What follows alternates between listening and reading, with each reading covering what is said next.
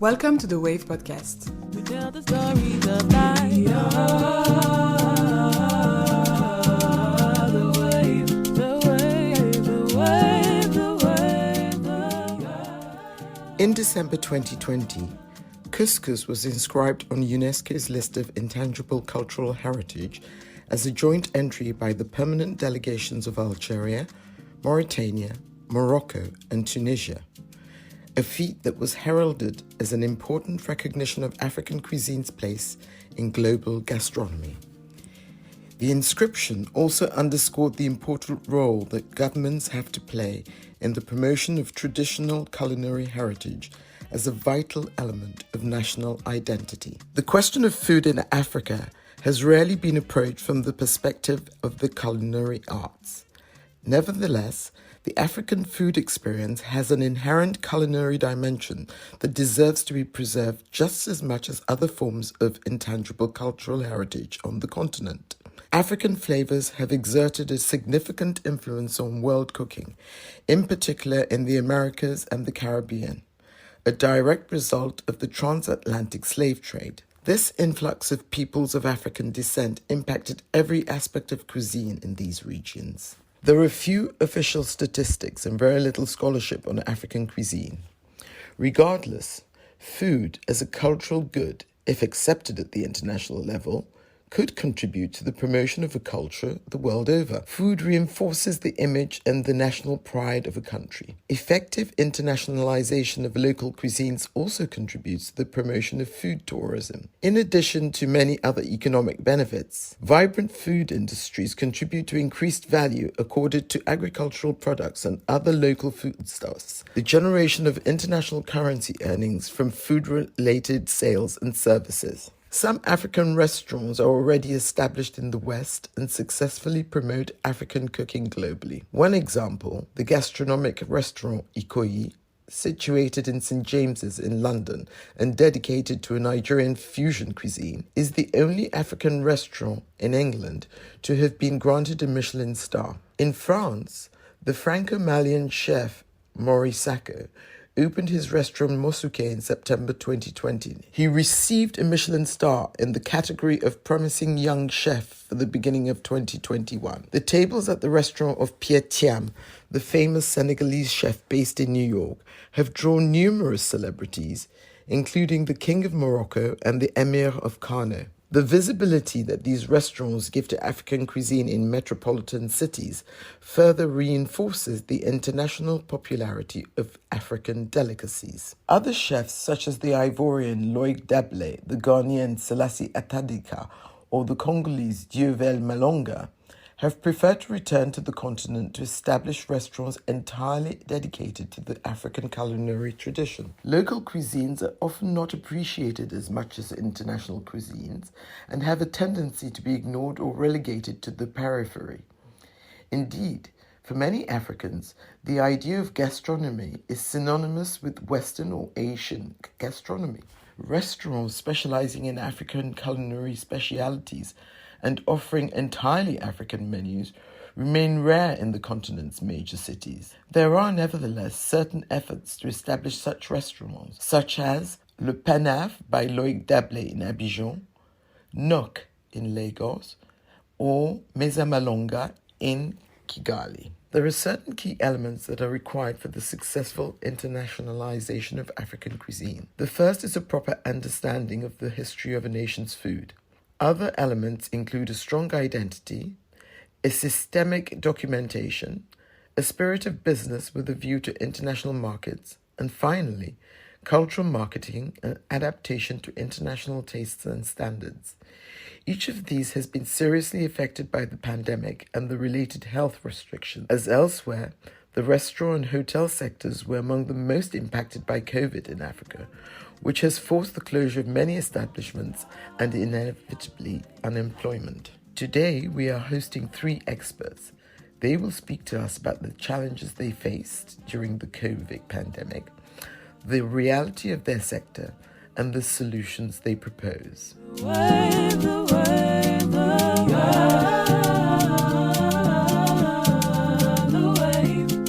So today we are hosting three food experts. They will speak to us about the challenges they face, the reality of their sector, and the solutions they propose. My name is Joan Yombo, and I am a media and communication professional. I'm specialized in African territories, and I manage 25 countries in Africa regarding communication campaign for Canal International. I'm in love with Africa stories, and I am in love with food also. That's why I created the MIAMSHOW last year. It's a culinary media that militates for a better valorization of Afro cuisines and their actors. And I'm very, very delighted to welcome you guys to this panel today. And I'm going to introduce each one of us, of you guys. So first, Tola Akerele, Nigerian interior designer, a woman of many talents with a successful career in investment banking. And 16 years ago, you decided to shift and to move from London to Lagos. And now you work as an established interior designer and hotelier. And most recently, you launched a cookbook dedicated to Nigerian cuisine entitled the Orishirishi Cookbook. I hope I spelled it well. So welcome, Tola. Thank you so much. Delighted to be here. And now I'm introducing Ire Hassan Odukale as a restaurant director of Ikoyi that were launched with your friends Jeremy Shan in July 2017. Ikoyi is in London, in St. James, and is a unique combination of two men of you and Jeremy backgrounds, the bold taste and rich flavors of Ire's childhood in West Africa and Jeremy's chef experience in the great kitchen of Noma, dinner by Heston, Blumenthal, and Hibiscus. So together, you guys created an unrivaled dining experience with a truly innovative cuisine that marries an intricate balance of flavor and spices with a fearless enjoyment of the tastes and produce of the season. Welcome, Ire. Thank you. Pleased to be here. And last but not least, Victor Okunowo. You are the head chef at London's Talking Drum, a West African fine dining restaurant new to the southwest of the capital. And you took part in MasterChef in 2020, which is a culinary TV show broadcasted on BBC. And you were one of the 10 semi-finalists in the competition. Welcome, Victor. Thank you, pleasure. I'm going to start with the pandemic. And my first question is going to be on how this pandemic affect your business for each of you. For example, what has been your greatest challenge for each restaurant and how did you address it? Let's start with Tola. Hi. Well, it happened so quickly, so it was a bit of a shock. And obviously we Bugabri House, where the Orishishi Kitchen is housed, is obviously a very buzzy place. So we shut down, and we were fortunate that we had a home delivery service already in place. So we just sort of switched to that, and all the staff. We had a skeleton service. It was tough. It was hard on the staff, but fortunately we were able to really sustain them. We didn't have a furlough or anything like that in Nigeria. So it was really just us trying to sustain our staff, and we were able to do that, by the home delivery service. We are we're based in Ikoyi, which is we're in a part of a community where people supported, ordered food. We're actually quite busy at that point, so we're very lucky that we're able to sort of give the staff what they needed to survive. And personally, for me, I was obviously at home most of the time, and it gave me the chance to actually get going with the Rishushi cookbook. I actually wrote most of it during the lockdown. So personally, it was difficult business-wise, but it was, I was able to really spend time, just fine-tuning the book. So it turned out to be, a good time overall. All right. We will talk about the cookbook in a few minutes. Let's give the voice to Ire. How did you manage the lockdown in London? The lockdown, well, initially, we didn't think it was going to last as long as it did. When it happened, we thought it was going to be a few weeks. We thought it was going to be probably a month. and we thought it would be a good time to take stock, to reflect, reflect on the business. But then it went on for longer than we anticipated. Obviously, the staff had to go on furlough. We're not a takeaway concept, so it was difficult for us to. We probably had, out of the last 12 months, we were probably operating for 4 out of 12. So obviously there was no income coming in, but the staff were taken care of through the fellow scheme, and it has been tough just because of how long it's been, and it's been tough trying to make any plans, or trying to stay positive through it. But I think, I mean, we're finally seeing the end of it. We should be open on the 17th of May, sorry.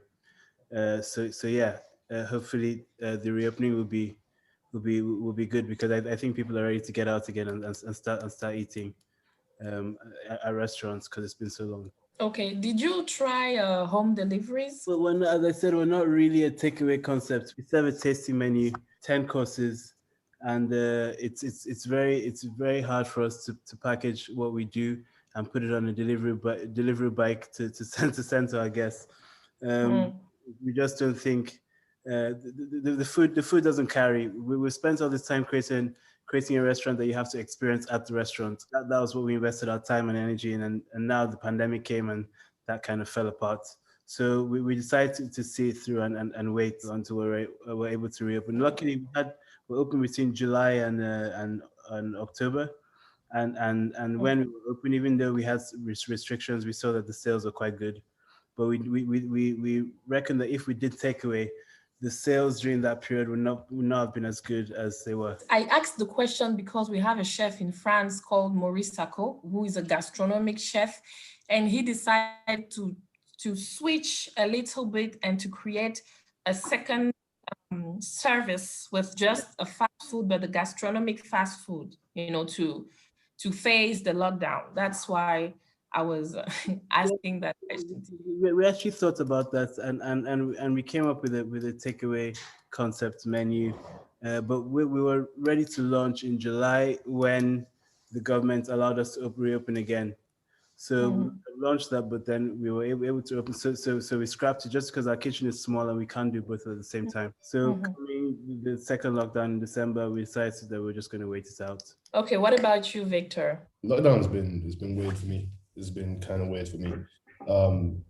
When the first lockdown happened, I was just moving from my previous place to join Talking Drum. So towards the end of the first lockdown, I was leaving my previous place to join Talking Drum. Then when we opened Talking Drum, we have literally done 5 weeks of service. So we haven't done a full month. We did 3 weeks, then another 2.5 weeks. Then we went back into the tiers, and we've been locked down since. So it's just been unstable. I think the biggest part for it isn't necessarily just the fact that there's no work. I think it hits you mentally. I work a standard 16 to 18 hour days a day. I work a standard 18 hours, then be stuck at home and doing nothing kind of takes a toll on you. So apart from that, yeah, the furlough scheme is just it's crazy. It's crazy. But I've had people coming out of it now. Well, let me start with a controversial question. Well, it might be a controversial question. Do you believe in the very concept of African gastronomy? And how would you describe it? Because there is a real difference between cuisine or cooking and gastronomy. So do you think there is an African gastronomy? Let's start with Victor. Gastronomy just means the science of food, really. It's just the science of food. Every other culture has one, why can't we? I think that's the biggest problem. Like, it's acceptable for everyone else, but it seems to be questionable when it comes to us as a people, I guess, in general. Our food isn't that, but nobody should ever say you can't make it that. That's what food is all about. Each person to their own will. So if you see something and you have a way to recreate it and revision it and give someone an experience through that food using gastronomy, of course there is. There's always a market for it. It's just whether the consumers are ready to accept it, I guess. But there is definitely always a market for it. Do you think that, well, let Ire answer, and I'm going to ask another question on that. Cool. So yeah, I do think there is a concept of African gastronomy. I don't think it's reached the heights that the European or Asian gastronomy has reached, just because it hasn't been explored as much. Enough time hasn't been given. I don't think it has been. It's very our gastronomy is quite localized, and I think because Africans for a long time were cooking for sustenance as opposed to cooking for pleasure. I mean, they Yeah. were, and also cooking is a way of bringing families together. So they were not trying to when there's no need to really differentiate your food for the sake of marketing it, for the sake of making a profit, the food doesn't grow as quickly. So, but I think that's changing, and I think we'll probably see the true African gastronomy coming out as we go further. Tola, you have a restaurant in Nigeria, and I think maybe I'm wrong, but I think that we Africans are not even interested in what Ire called food for the sake of pleasure or for marketing. What do you think? Well, I think, like you said, in the past, probably we sort of eat to sort of, get the food in us for the work for the day ahead. But that is certainly changing. And just what Victor said in terms of, he said that there is definitely, of its food science, there's definitely gastronomy, but we haven't sort of pushed it out, and people are not ready for it. I think it's because we haven't pushed it out ourselves. And I think what's happening, certainly just speaking about my environment now, there's so many chefs in Lagos doing amazing things, fusions, doing just really good quality traditional food, which is what we're about, And just so I personally feel that there's definitely, it's definitely in its infancy, but there's definitely room for it. And I think it's up to us to kind of also push it out, as opposed to sort of expecting people to sort of ask for it and sort of package it in a way that is, interesting. But certainly just, in looking around and looking at the restaurants opening every day, just where I am, there's definitely a desire to go down in that direction. Our food suffers from many stereotypes, too heavy, too fatty, too spicy. However, we know some culinary cultures which are similar to ours. I'm thinking about Asian cuisine, because their food is sometimes more spicy than African food. So what do you think we are missing to better promote our culture? What is wrong? Is there do we lack media marketing? Do we lack ambassadors? What's wrong according to you? I would say first to the packaging, how we present our food, how we present our food to other markets. You find that, well, I can only speak from my experience from in the UK.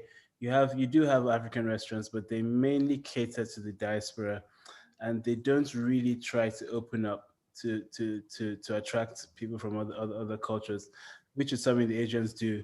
We cook for ourselves, and we cook the way we would cook if we were at home. So I think that kind of closes the market, because it doesn't help attract people. I think you have to meet, if you want to promote the food, you have to meet people in the middle. You have to make it comfortable for them to feel comfortable to come in and experience the food and try it, which we need to do more of. Yeah. Do you all agree with that? Because when I look at Asian cuisine, I don't feel like they did a huge work on the image. If you go into a Chinese restaurant in France, for instance, it's kind of basic, don't you think? Yeah, I think. Sorry, go on. I think it is basic, but there's also accessibility as well to ingredients. I mean, what Chinese food is. No one has to tell you what whatever it is selling to the West, but they're not going to sell you chicken feet in a restaurant in London, which is very popular in Hong Kong and in China. It's a very big delicacy. So they've kind of chosen the things that will work in the West. And also, and it's not by accident that every city has a Chinatown. It's not by accident. They have the concerted effort to kind of get their food out there. And so we just have to kind of understand that. We do things. We need to kind of understand that there's a way it works. I think once we can key into that, have access to ingredients, good packaging, good ambience, selling our culture in a way. We have amazing culture. I'm about promoting Nigerian culture. Our culture is amazing. how are we presenting it? That's a question, you know. Mm-hmm. Mm-hmm. Victor, what do you think? Do you have a specific view on that? I agree with Ira 100%. I agree with Ira 100%. I'm sort of like it's us. It's no one else. It's us. My standing grace with food, and the most beautiful thing about food for me is the variety. Every place is different. But the thing is, you have to understand that because there's so many different people out there, how you show them that shouldn't be front forward. People are very cautious when it comes to their palate. It's just the way it is. People are very cautious when it comes to it. And our food is so full of flavor that you would literally have to ease people into it. For example, I did egusi on MasterChef, and it took me 2 weeks just to get it right because I could never do it how it's supposed to be. That's a cultural dish. And what they don't show on TV is when Greg first ate it, his comment wasn't, "Oh, the pasta's nice." His comment was, "I don't hate it, but I don't think I like it either." It was just that simple. It's like, it's not bad, it's not good, it's just different. I've never tasted anything like it before. So now it's finding the middle ground to take that and find a way for them to understand the flavor and then appreciate the flavor, which we've not had time to do. Chinese culture has established this stand for generations now. Same as Indian cuisine, like the broader market go for Indian takeaway anytime, but how often do they say I want a Nigerian meal? Yeah. So we need time. We need to put the effort in ourselves. And I'm sure it'll be something that we'll be able to hold up to the challenge. Can we say that we are on the right track? I don't know if you heard about the Fufu challenge.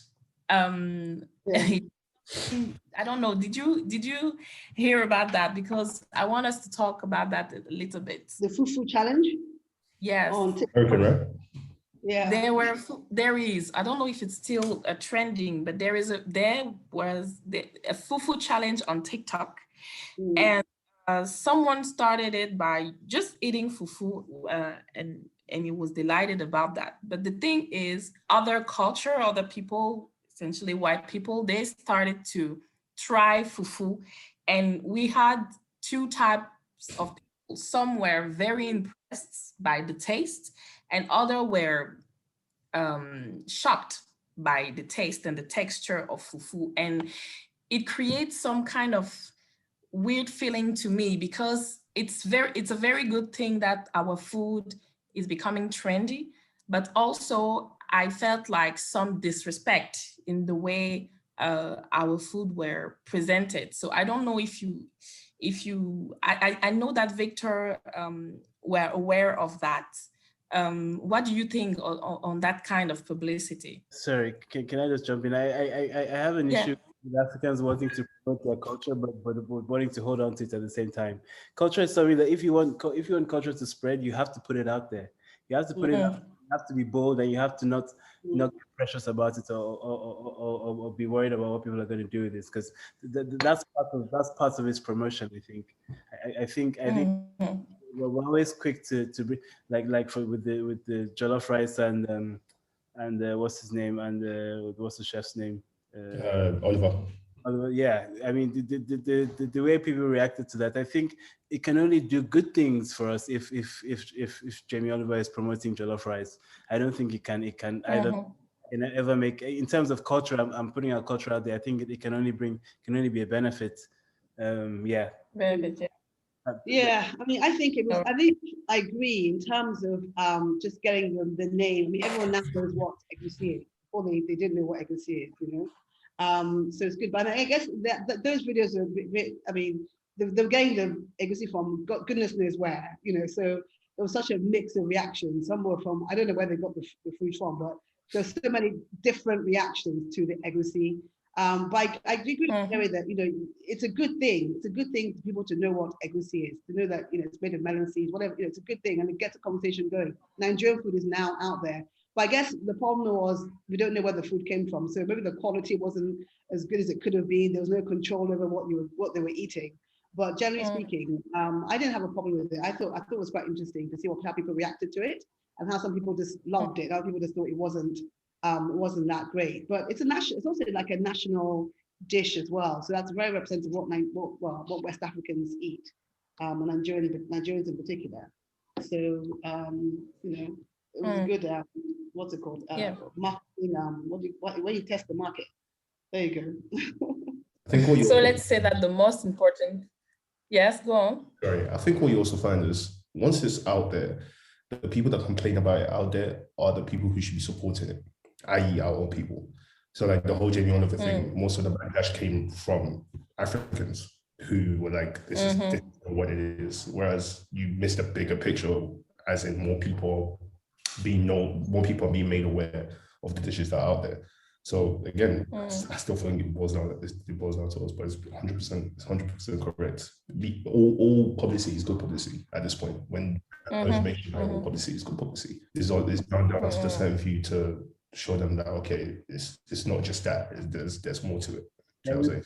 We'll probably get to the point where we can fine tune things, and I think as for now, we just need to get things out there. Just make sure. Yeah, we just need publicity, massive publicity. In the voiceover at the start of the podcast, we talked about the inscription of couscous on UNESCO's list of intangible cultural heritage.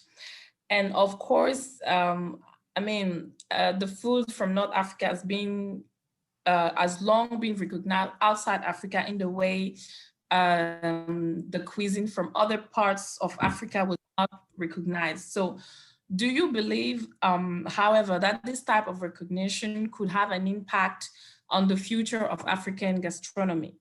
So I'm asking if the recognition by UNESCO, does it just recognize that the food comes from that part of the world, or does it mean that if you're serving this food, or if you want to market this food, you have to mention that it comes from that part of the world, and you have to cook it in a certain way? Oh, that is a good question. I think it's just a recognition to show that, well, in that part of the world, we have that, there is that heritage, that special heritage, and it has been a joint collaboration with 4 countries where couscous exists. I think it's Algeria, Morocco, Mauritania, and Tunisia.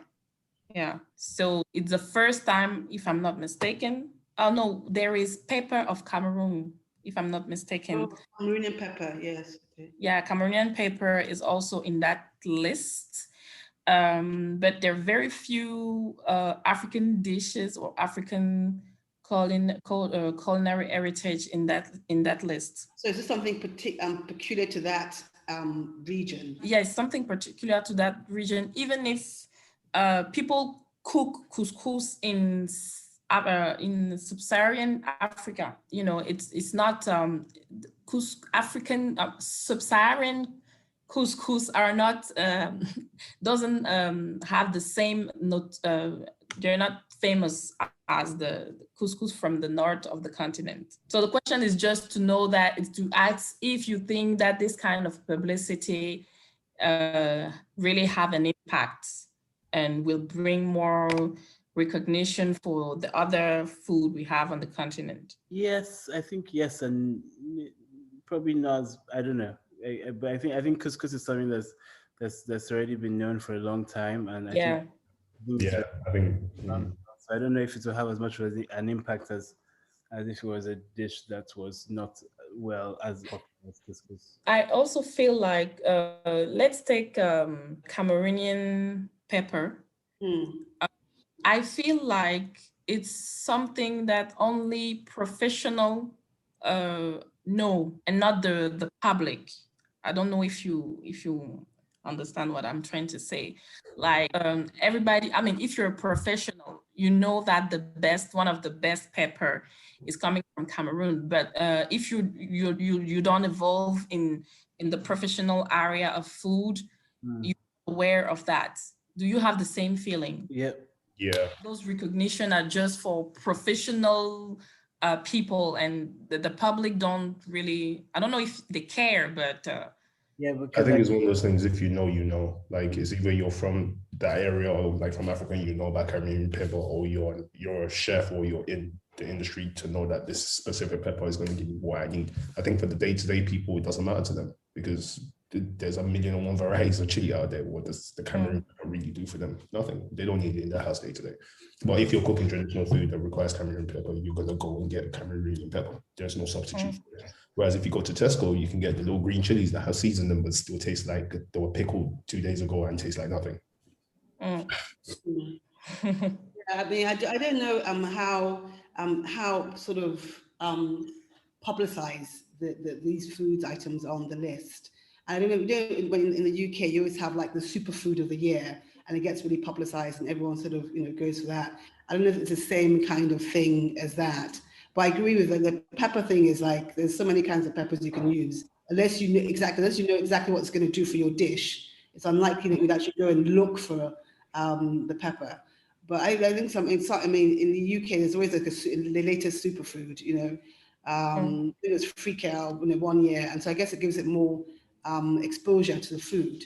But I don't know if it makes people want to kind of, cook with that food. Yeah, particularly. Yeah, I guess the challenge is for UNESCO then, I guess, to make sure that, Sorry? I said, I guess the challenge is for UNESCO to make sure that this is publicized and it's not just a list Yeah. Exactly.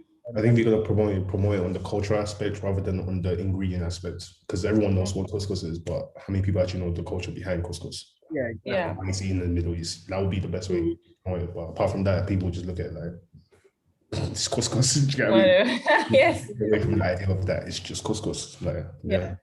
So, well, if you had to pick, you guys are Nigerian, if you had to pick one Nigerian dish to add it to the UNESCO list, what would it be? Yam. Okay.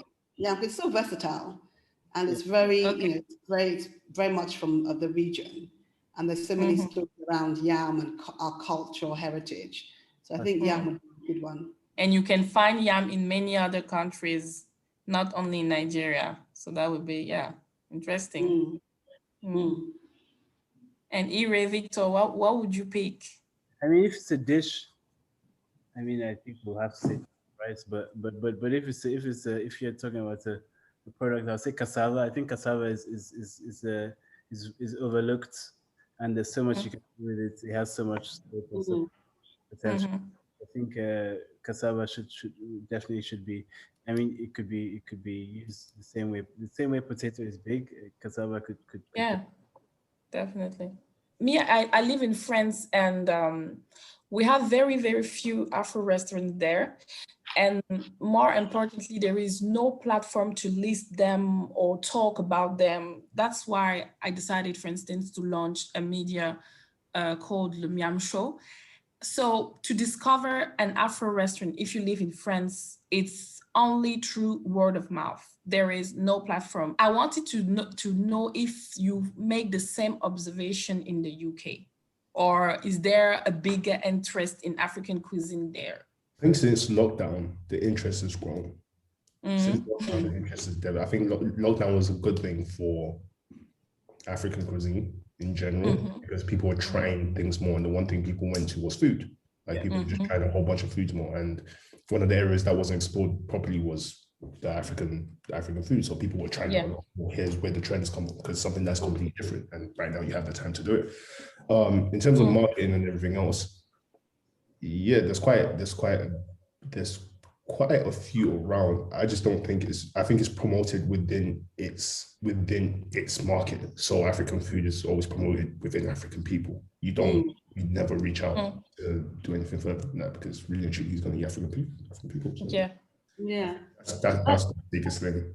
I was just saying that in terms of like when we talk about the interest in African food, is this that people don't even know what it is to even be interested in it at this point? I think there are little pockets of places coming up. I remember there was a very nice Sudanese restaurant that was in Notting Hill Gate. It was lovely. It's not there anymore, but we just have little pockets here and there, but we don't have like when you talk about Italian food, you know what it is. You don't when you get Japanese food, you know what you're going to get, but you just don't know what you can get with African cuisine. I think that's kind of part of the problem. So I think if people kind of knew what it was, they'd be like, oh, okay, let's go and try that. So I think there's just work to be done in terms of getting people to understand what African food can be, depending on which region you're even talking about, you know. So the work is just getting the information out there, I think, is where the work is, you know. Crazy part to that is we're late to the party.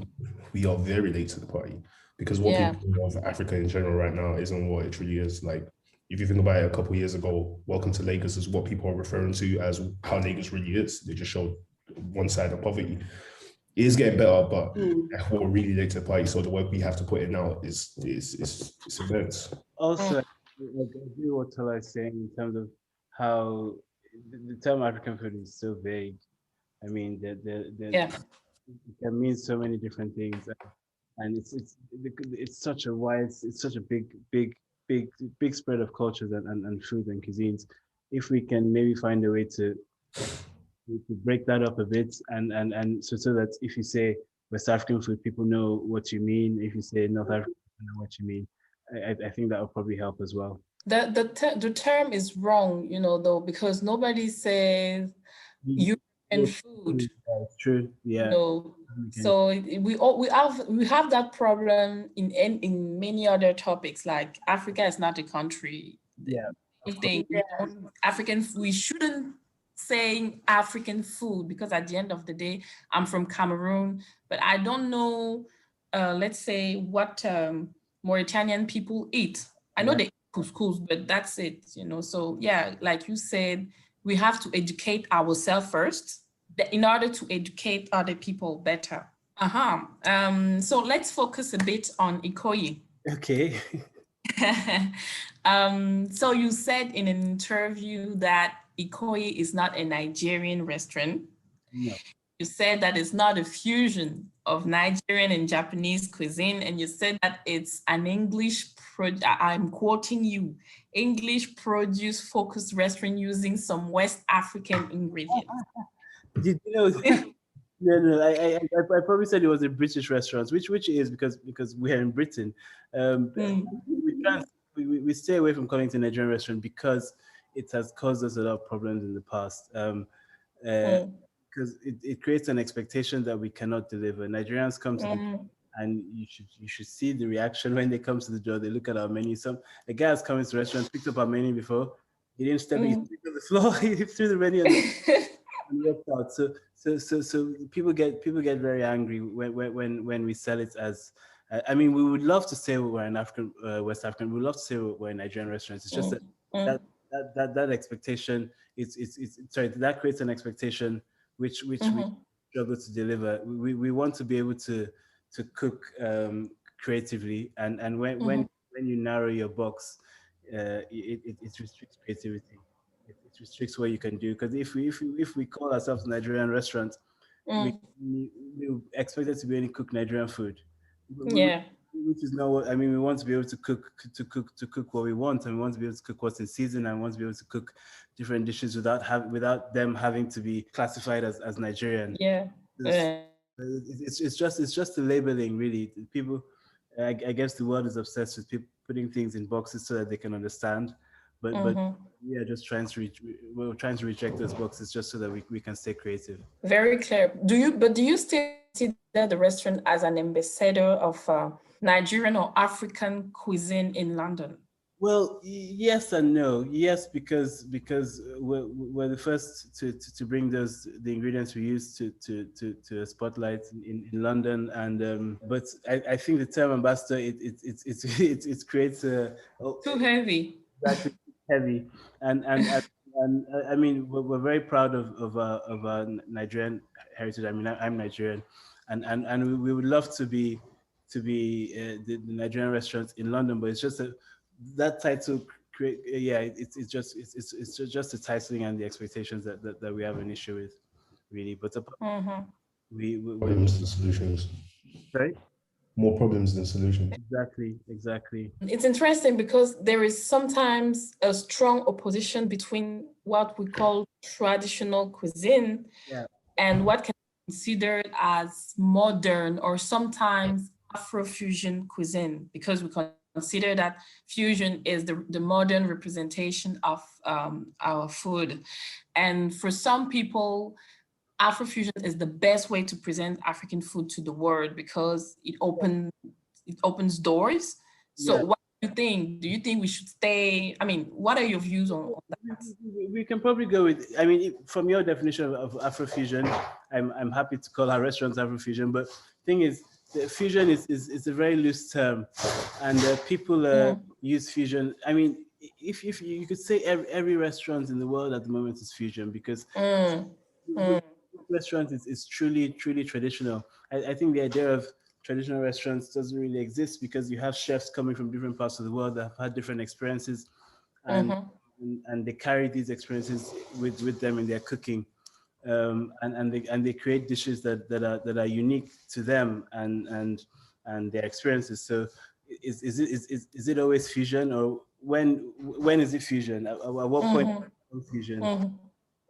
Victor, Tola, what do you want to say about? I think that I think that anything fusion is always interesting. I mean, I'm a food. I love eating, so I think when you have the fusion, you can create really interesting dishes. But I also think that in terms of, so there's so many dishes that I think are quite, not so many, a few dishes that can be sort of easily sort of transferable. I think moi moi is something that people can eat from wherever. I think even akara, a lot of dishes, a lot of yam dishes. I think the taste of them, and I still don't understand why something like jollof rice is not mainstream. It's rice cooked in a spicy tomato sauce. I'm baffled up till today. It's not a mainstream dish. There's some things that can just be easily transferable. So I think that there's room for both. I think I'll leave the chefs to, like Victor and co, to go forward and do the funky, the funky fusion. I think it's fun, exciting, it's different. And that's what I think life is about, just having new experiences. The fusions are great, but there's certainly dishes that can be very easily eaten as we eat it. They can be eaten in the West. I believe that, yeah. Victor, you created last year something very interesting, a dish you called amala ravioli. I saw some extracts on the show MasterChef, and I wanted to ask you, because it was very innovative, I wanted to ask you to tell us about that experience. Is that a dish you've already cooked, or did you just create the dish in the moment? The amala ravioli thing was honestly my only aim going into MasterChef. I'll be very honest. When I got in, we were in the middle of lockdown and I hadn't cooked for 4 or 5 months. So I was crazy rusty. I didn't have a kitchen to practice. The only dish I knew was there was a section where it says you have to cook something for the heritage. And I had this big thing in my head that whatever I go on there to do, I have to make an impact for the culture. That was just my thing. So the only thing I really worked on was giving them a dish that is cultural, but that would leave them with depression. So like jollof rice was out of the question because again, everybody, even pounded yam was out of the question because everyone does it. So I had to really go left, which was fun. So that was the only thing I practiced. I was just like, how am I going to do it? And even using that to lead into the last question, the word fusion is weird. So I didn't even call it fusion. I know it's like Italian food. It's technically Italian with African flavors, but I can't call it a fusion because it creates so many more problems. Which it just creates a lot more problems. So yeah, it was just African food in a way they could understand it. We eat amala as a solid with a stew on the side. So why don't you just take it and mix it together and make the solid and put it in the middle? That was just it. As long as it left an impact. It was brilliant. It was brilliant. Thank you. Really good. It was brilliant. It went viral. It was really good. It totally, yeah. And how would you describe your cooking style, Victor? Yeah. I always like to find a new way to do something. That's the thing with me. I'm creative is the word, but I wouldn't even say creative. I'm a bit cuckoo. I just once I do something once, I don't want to do it again. I want the next thing. What's the next way of doing it? Because you've already done it. It's established. It's boring. What's the next thing? What's the next thing? Simple flavors as well. You don't have to do extortionate amount of things to something to make it new or different. Just keep it simple, but keep it fun. That's me. That's me. I hope we'll have the luck to taste your amala ravioli someday. Hopefully. All right.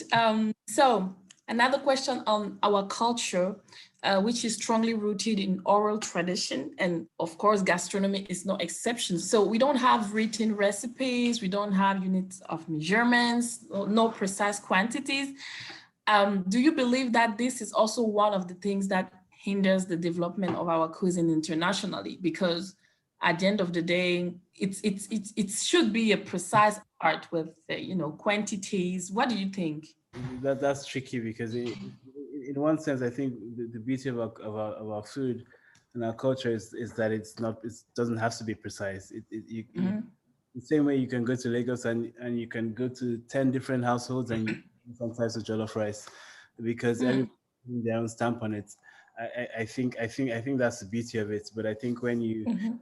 I guess you could have things documented, but you could also leave room for people to do what they want or what they feel with it. So for you, Uh, it's not really an issue. It probably is. It probably is. It probably does hold us back in terms of spreading the cuisine and the culture. Mm. I guess if it was documented, people will find it easier to if we had more recipes around, people find it easier to go out and get the ingredients and create these dishes, and that will increase the popularity. Yeah. Mhm. mm. So that you wanted to say something. No, I was just saying that I think what Iri just said now, that you definitely need to, if you want people to be cooking it and knowing what's in it, it's Hmm. good to have them to document it. Mhm. Um, but the other side of the coin, as you said, is the fun is the variation. Even in Nigeria, there's so many variations across different regions of the same Mhm. dish, Mm. which makes it Mhm. interesting. But you want to get it sort of out there and in a standardized sort of way, then yes, you do have to go through that process of finding out exactly what's in each dish. If you do want to get it out there, you have to have it standardized. People can do it, can cook it. So just Mhm. agreeing with what you said. Mm. And how did you go about formalizing the recipes from the Orishirishi book? Did you decide quantities and Orishi, yourself? yes, Orishishi means variety. So the recipes that went into the Okay. book are just really from my experiences of how I sort of found each dish. And Mhm. I work around Nigeria. I do different projects around the country. And of course, as I'm going around, I'm trying different dishes. And I'm like, how did I not know about native soup? How did I not know about Oha? So, and because I grew up in a Yoruba Nigerian household, and Mhm. there's so many foods from the east, which I didn't really know about. So the recipes came from just my experiences. So having moved back to Nigeria and discovering all these new things that I never knew, I didn't know about, and wanting people to also experience them as well. And Mhm. then obviously setting up the Omishushi kitchen, we had to obviously have a process in place. So a lot of the work was done when we set up the kitchen. And so the ingredients in the book are just, and they're little anecdotes about how I met each dish in the book. Mhm. And so it's really just, some of it's some from my mom, my husband's from Lagos, and Fijon is a very Lagosian dish. It comes from Brazil. So it's just, it's just dishes that I've sort of come across, whilst living in Lagos and traveling around Nigeria. So it's a Nigerian cookbook, right? Mhm. So Mhm. yeah, that's how I sort of, decided what would go into the book. And you said that Mm. you started the book during the lockdown. Um, Yes, I did. yeah, I why did. did you decide to write that? And who do you target? Do you target only Nigerian people or the world? Yeah, I mean, I wrote the book. I mean, it's for like we talked about people sort of knowing what's in Nigerian food, and even if you look at the book, the pages on just the ingredients, just what's Mhm. in it, and then obviously the finished dish as well. And I wrote the book, so if you want to cook Nigerian food, you can. In the book, there's a glossary of what Nigerian food is. There's stockists Mhm. in the States or in London. You can actually get the ingredients. A lot of problem is actually where do you get the ingredients from? So you can get the ingredients, you can bring it to your house, you can cook the food. And again, because I didn't discover a lot of the dishes until much later on in life, and I'm Nigerian, I just felt quite strongly that we should really document these dishes and have them out there. And we have a lot of guests that stay at Bogabiri, it's a hotel as well, who are international as well, and who are like, oh, what's in this? How do you do this? You know, and so there's some dishes that are really, really popular, like the yam chips and egg stew, and everybody wants to know how to make it. So it's always been on my mind to kind of do something, and I'm going to do it. I'll do it. But the lockdown really gave me the chance to sort of, you know, sit down and sort of get on with it. You know, just have time to kind of plan it and think it through. So it's really a book for people who are interested in, you know, Nigerian or West African food, and us as well. So it's been featured in different magazines, and not Nigerian. It's out there in the world. So hopefully people will pick it up and go, oh, this is interesting. Let me try something. That's the idea. That's the idea of the book. You know, Nigerians and non-Nigerians alike. My last question would be about your predictions for African gastronomy in 5 years. What do you think will change or evolve? Let's start with or Tola, if you want. Oh no, I was just saying that I really hope there'll be more and more. I hope we'll see more Ires, we'll see more Victors, we'll see more even the traditional food in, you know, it's interesting settings that people entice people to come in and want to eat the food. So I think just looking at what's happening in this our small region here, of the chefs coming from all over the world who have, you know, who are doing Nigerian food in their own way. I think it's people are eating food now. So I'm really hopeful. And I think this is like the beginning of something quite exciting. There's a restaurant in Lagos called Iton, and it's a wonderful restaurant, amazing food with local ingredients, but just, so creative. And that restaurant can probably be anywhere in the world. So I'm really hoping that we'll see more. I'm really excited. I'm excited. People cook food. There'll be more restaurants. So I'm very positive about where it's going, and we'll have a burst in our culture through food, as we have through music and as well. Yeah. Ire, do you want to say something? I agree. I think the same way. Our music, our film, our fashion has had an explosion in the last 10 years or 5 years. I think it's time for food to step forward and do the same, and I'm hopeful. I think once some doors start to open, I think it's going to get easier for everyone, and we should probably see more African food around the world. Definitely, I think in 5 years time, it wouldn't be a conversation. Yeah, we've seen it in music. I think that was the first one. Because we've seen it in fashion as well. Like we've seen it in a lot of other industries. So there's no way we can't see it in food. In food. I think it's up to the people who have started it, who are already in the midst, to grow the next generation, for them to know that it's actually it needs to be worth it. I think that's the biggest problem I see right now, is the fact that the younger ones don't want to get into it. Whereas when Ire was opening Ikoyi, I was stalking them, just trying to understand what the hell is going on, like what someone's really doing it, and that's what we really need to get to there. So we get other young people into it, like Michael Olegbede, it's on doing craziness, and that could actually. So we're resilient enough to make it as big as we want it to be. So yeah, I see no problems there. 5 years, we should be more than on the map. I think we should be running things really. So let's finish with that sentence. In 5 years, we will be on the map of the world. Giants. Thank you very much for your presence with us today.